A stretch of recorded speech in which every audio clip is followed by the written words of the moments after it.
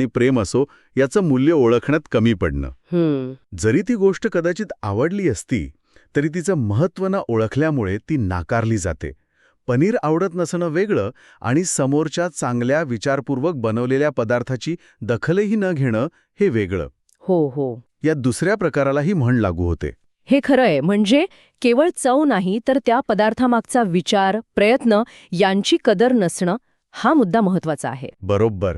आणि असंच काहीसं विनोदाच्या बाबतीतही होतं, ज्याचा आपण उल्लेख केला. स्त्रोतांमध्ये अजून एक उदाहरण आहे की कुणीतरी भारी एकदम टायमिंग साधून जोक सांगितल्यावर समोरच्याची प्रतिक्रिया येते, ओके. चेहऱ्यावर शून्य हावभाव. अगदी हसणं तर दूरच. हो, आणि हे पुन्हा त्या संवेदनशीलता किंवा ग्रहण क्षमतेकडे बोट दाखवतं. स्रोत नमूद करतो की अनेकदा विनोदाची परिणामकारकता ही केवळ विनोदाच्या शब्दांवर नाही, तर तो सांगण्याची पद्धत, वेळ साधणं म्हणजे टायमिंग